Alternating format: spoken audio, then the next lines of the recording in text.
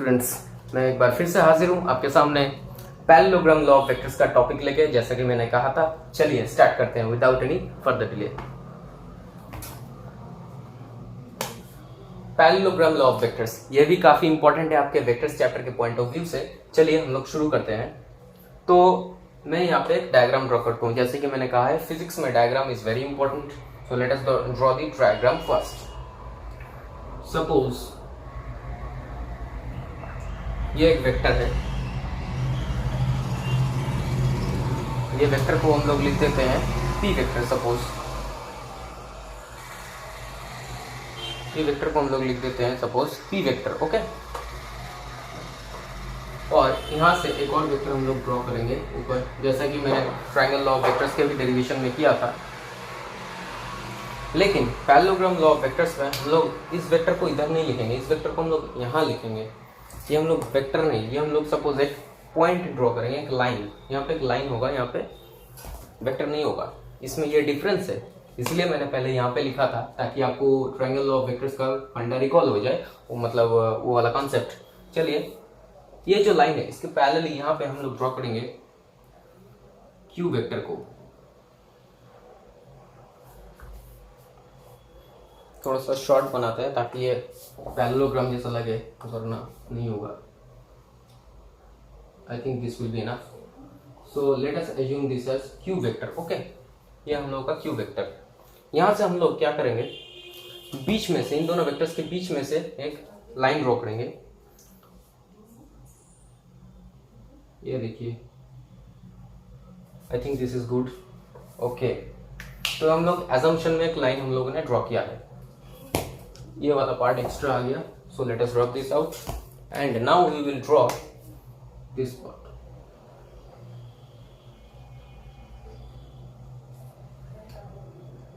Late us assume this as R vector, इन दोनों का रिजल्टेंट पी वेक्टर और क्यू वेक्टर का। अब इसको कैसे निकालते हैं ये हम लोग डिस्कस करेंगे पैरेललोग्राम लॉ ऑफ वेक्टर्स में, कि दोनों वेक्टर्स के बीच में से जो गया है वो उसका रिजल्टेंट वैल्यू, मतलब उसका वैल्यू कितना होगा इन दोनों वेक्टर्स के हिसाब से, वो हम लोग डिराइव करेंगे पैरेललोग्राम लॉ ऑफ वेक्टर्स से। तो चलिए यहाँ पे ए मान लेते हैं, इस पॉइंट को ए। इसको भी एक्सटेंड करना ही पड़ेगा, इस डेरिवेशन में भी एक्सटेंशन है। ये हो गया 90 डिग्री एंगल हम लोगों के पास। एक्सटेंड करने के बाद इसको हम लोगों ने मान लिया एक angle, suppose theta. Okay, and this angle over here we will assume as beta, ये वाला angle. Okay, I think this is fine with you. और इसको हम लोग मान लेते हैं पॉइंट सी। ब्लैक इंक का बहुत प्रॉब्लम हो रहा है, इसको मान लेते हैं हम लोग point B. Okay, this is angle beta और ये पॉइंट बी है, ये दोनों अलग है। Okay, I think the video it is visible enough. Now let us draw the next part. This is point O. Okay, चलिए अब हम लोग रेडी हैं इस डेरिवेशन को प्रोसीड करने के लिए। ये पॉइंट एन है। I will use the green ink because it is working very fine. So we will proceed with the derivations. Now let us look at this small triangle, triangle ANC. Okay, we will find out sin theta at first. Triangle ANC sin theta equals to CN by AC. CN by AC. I think this is fine with you. And then we will try to find out the value of Cn. Cn का value यहाँ से हम लोगों को मिल जाएगा। Cn becomes AC sin theta। ये तो हम लोगों ने पिछले डेरिवेशन में भी किया था सेम। आई थिंक अगर आपको पिछला डेरिवेशन अच्छे से समझ में आया है तो ये डेरिवेशन भी आपको काफ़ी आसानी से समझ में आ जाएगा। So stay focused. और अगर हम यहाँ से Cn का वैल्यू लिखें, AC जो है ये AC, ये किसके पैरेलल है, क्यू वेक्टर के। तो ये भी क्यू वेक्टर ही है, इसका भी वैल्यू है Q vector. This is also Q vector. Okay, तो ये अगर हम लोग यहाँ पे लिख दे, तो AC के जगह अगर हम लोग लिख दे क्यू वेक्टर, तो इसका वैल्यू क्या आएगा, Cn equals to Q sine theta. Okay, this is q sin theta. Now let us move on with the next part.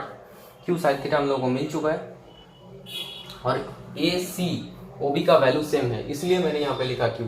ए सी और ओ बी पैरेलल है. देखिए आप लोग, ये पैरेललोग्राम है. मतलब क्या, ये जो अपोजिट साइड्स हैं इनका लेंथ इक्वल है और ये पैरेलल है एक दूसरे के साथ, इसलिए मैंने लिखा है q sin theta A C की जगह पे. अभी हम लोग आगे बढ़ेंगे, cos थीटा का वैल्यू निकालेंगे. cos थीटा का वैल्यू क्या आएगा? cos theta equals to base A N by hypotenuse that is A C. यहां से हम लोग अगर हम निकालें ए एन का वैल्यू क्या होगा? ए सी कॉस थीटा. और अगर ए सी का क्यू वैल्यू निकले तो क्यू वैल्यू अगर हम लिख दें तो डायरेक्टली हम लिख सकते हैं A N equals to Q cos theta. A N का वैल्यू हम लोग को सी एन का वैल्यू मिल चुका है, ए एन का वैल्यू मिल चुका है. चलिए अब हम लोग ओ सी स्क्वायर को लिखते हैं पिथागोरस थ्योरम से. मतलब ये जो ट्राइंगल है ये ओ एन सी, इसको अगर हम लोग पिथागोरस थ्योरम अप्लाई करते हैं, ये वाला ट्राइंगल ओ एन सी, ये वाला ट्राइंगल, इसमें हम लोग अगर पिथागोरस थ्योरम अप्लाई करते हैं तो क्या लिख सकते हैं? चलिए देखते हैं. O C square equals to O C का square equals to O N square plus C N square, O N का यहाँ का square plus C N square, that is the Pythagoras theorem. So O C square triangle O N C square equals to O N square plus C N square, O N square plus N C square. और O N square को अगर हम लोग दोनों parts में divide कर दें, ओ A plus A N, तो हम लोग यहां से लिख सकते हैं O A plus A N whole square plus N C square.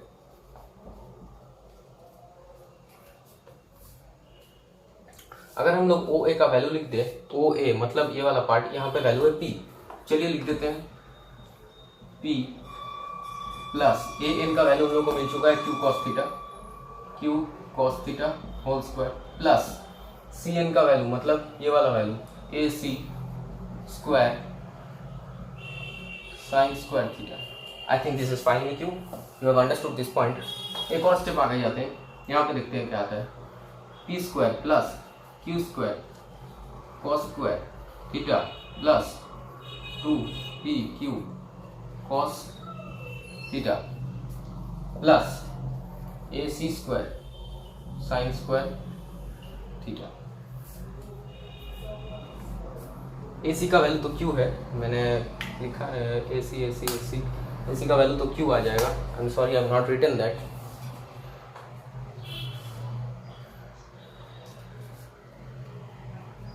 This will become q. This AC is q actually. Why?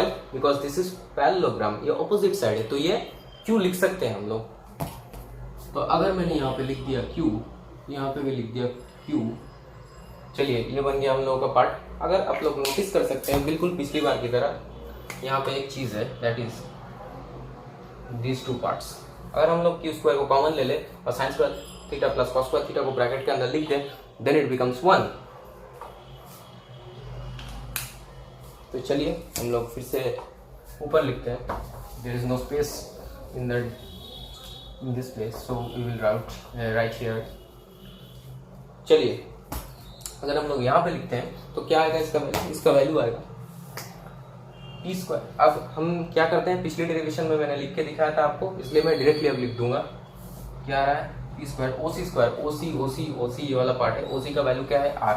हम लोग डायरेक्टली लिख सकते हैं R square equals to P square plus Q square plus Q square, क्योंकि cos square theta और sine square theta अगर मैंने common लेके ऐड कर दिया तो वो 1 बन जाएगा. Then 2pq cos theta. यहाँ से हम लोग रिजल्टेंट लिख सकते हैं R equals to square root over P square plus Q square plus 2pq cos theta. तो एक और बात हम लोग को पता चला कि पैरेललोग्राम लॉ ऑफ वेक्टर्स में जो रिजल्टेंट का जो वैल्यू है वो सेम वैल्यू ही होता है ट्रायंगल लॉ ऑफ वेक्टर्स के रिजल्टेंट में, दो वेक्टर्स के केस में. तो हम लोगों को ये बात तो पता चल गया, क्योंकि this value is equal to the previous derivation value of the resultant. तो हम लोग को रिजल्टेंट मिल चुका है. Now let us move on with the part of beta. We will find out beta. Beta का भी वैल्यू यहाँ पे सेम ही आएगा, क्योंकि अगर हम लोग पिछला डेरिवेशन यूज करते हैं तो वही सेम वैल्यू आएगा. It becomes tan inverse of q sin theta by p plus q cos theta. तो I think this is clear with you all. तो अभी हम लोग एक और चीज़ है, इसमें थोड़े से स्पेशल केसेस होते हैं कुछ इस पैरेललोग्राम लॉ ऑफ वेक्टर्स में, वो हम लोग देखेंगे थोड़ा कि क्या है. चलिए समझते हैं. मैं इसको रब कर देता हूँ, आपने अच्छे से नोट कर लिया होगा आई थिंक. चलिए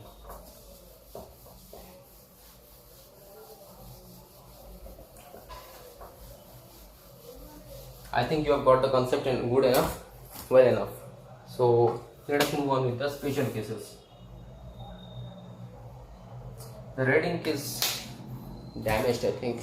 Red ink is not working at all. Special cases. चलिए आगे बढ़ते हैं हम लोग स्पेशल केसेस के साथ. तो कुछ स्पेशल केसेस होते हैं. द फर्स्ट वन, पहला केस जो है वो है when the vectors p vector and q vector act in the same direction. मतलब जो p वेक्टर और q वेक्टर मैंने ड्रॉ किया था, अगर उन दोनों का डायरेक्शन सेम हुआ तो क्या होगा. चलिए देखते हैं.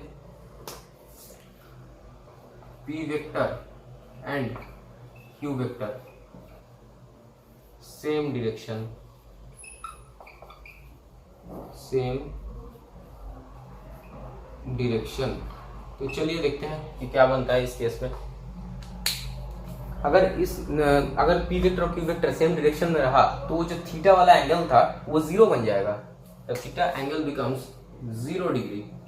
तो अगर थीटा 0 डिग्री बन जाता है तो रिजल्टेंट का वैल्यू क्या होगा. रिजल्टेंट का वैल्यू चलिए निकाल के देखते हैं क्या होता है. r equals to square root over p square plus q square plus 2pq cos 0. cos 0 का वैल्यू क्या होता है 1. तो क्या बन जाएगा 2pq बन जाएगा. p square plus q square plus 2pq ये बन जाएगा. तो हम लोग क्या लिख सकते हैं, ये a square plus b square plus 2ab का फॉर्मेट में है, तो हम लोग लिख सकते हैं a plus b whole square. तो अगर हम लोग यहाँ से लिखते हैं p plus q whole square तो रिजल्टेंट क्या बन जाता है. रिजल्टेंट हम लोगों के सामने ही है. रिजल्टेंट का वैल्यू होगा r equals to p plus q. ये आ गया हम लोग के सामने r का वैल्यू. ये हम लोग के सामने r का वैल्यू आ जाएगा. I think this is visible. तो if the p and q are in the same direction then this becomes the case. मतलब बात ये है कि अगर हम लोग डायग्राम ड्रॉ करते हैं तो आपको मैं डायग्राम ड्रॉ करके दिखाता हूँ ब्लैक इंक के साथ. अगर डायरेक्शन सेम हुआ तो केस कैसे बनता है, मतलब ये ऐसे हो जाता है. ये रहा p वेक्टर, सपोज ये p वेक्टर है और उसके सामने ही है सेम डायरेक्शन में q वेक्टर, और उसके इसी डायरेक्शन में ही रिजल्टेंट बन गया. देयर इज नो डिस्टेंस, मतलब p वेक्टर और q वेक्टर एक साथ एक ही डायरेक्शन में, इनके बीच में कोई एंगल नहीं है, सेम डायरेक्शन में है. That is why this becomes 0 degree. I think आपको ये अच्छे से समझ में आया होगा. So we will move on with the second case. Second case भी यहाँ पे होगा, जो आपको देखना होगा, अच्छे से बारीकी से समझना होगा. और जो बीटा का वैल्यू है वो भी यहाँ पे कितना आएगा वो भी हम लोग कैलकुलेट कर लेते हैं. चलिए, जो एंगल बीटा था मैं यहाँ पे लिख देता हूँ, उसका वैल्यू होगा that was q sin theta. मतलब q sin थीटा का वैल्यू क्या होता है, पहले जो था न्यूमरेटर में q sin theta by p plus q cos theta. अब sin 0 डिग्री का वैल्यू क्या होता है 0. तो मतलब ये पूरा एंगल ही 0 बन जाएगा. ये पूरा बीटा एंगल 0 डिग्री बन के रह जाएगा, 0 डिग्री बन जाएगा. I think this is clear enough. So let us proceed with the second case. चलिए सेकंड केस भी देख लेते हैं हम लोग क्या है. थोड़ा सा फास्ट करते हैं. आई think the video no it is not stretching long, so I will continue slowly so that you can get hold of each and every concept. चलिए सेकंड केस क्या है. सेकंड केस है ब्लैक इंक के साथ भी कुछ problem है. The best ink over here I think is the green ink. It is working very fine, so we use the green ink very often. So when the vectors p vector and q vector act at right angles to each other, मतलब क्या है इस बात का, मतलब ये है p vector और q वेक्टर जो है वो 90 डिग्री के है. चलिए देखते हैं हम लोग P vector and Q vector act at right angles, एक दूसरे के ऊपर राइट एंगल्स में है, आई मीन टू से। चलिए डायग्राम पहले बनाते हैं, डायग्राम बनाने से क्वेश्चन का क्लैरिटी मिलता है अच्छे से। This is the P vector, this is the Q vector.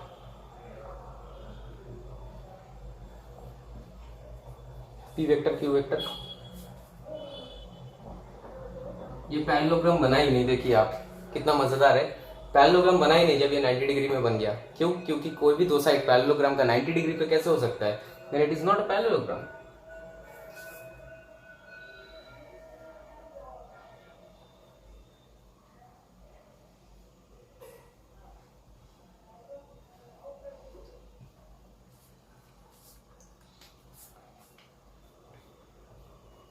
This is the beta angle. चलिए इसको भी डिराइव कर लेते हैं हम लोग कि कैसे आ रहा है। चलिए कोशिश करते हैं डिराइव करने की। I don't think the video is clear enough. The Q part, okay, I have to use the green ink I think.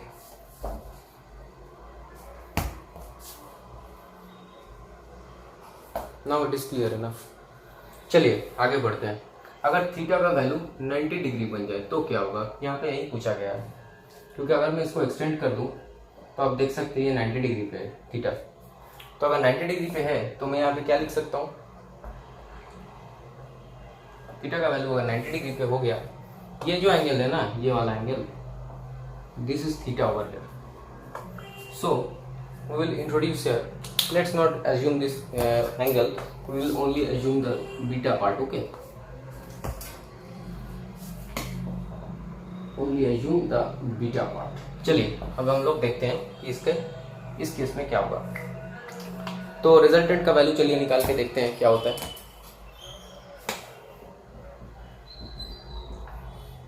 अब cos square 90 degree, cos square 90 degree का वैल्यू 0 होता है, तो ये बन जाएगा p square plus q square directly. क्यों? क्योंकि 2pq cos जो थीटा है, थीटा का वैल्यू अगर 90 डिग्री पुट करते हैं तो वो वाला वैल्यू 0 बन जाता है। So this is our resultant, this becomes our resultant in this case. और बीटा का वैल्यू क्या होगा? बीटा का वैल्यू आप देख सकते हैं q साइन थीटा है, तो मतलब q साइन 90 डिग्री का वैल्यू 1 होता है, तो q बन जाएगा ऊपर p plus q by p बन जाएगा। क्यों? क्योंकि p plus cos, q cos 90 degree है। तो हम लोग को पता है ये वाला पार्ट जो cos 90 डिग्री है, ये क्या होता है? ये होता है 0। तो हम लोग लिख सकते हैं बीटा का वैल्यू q बाई p।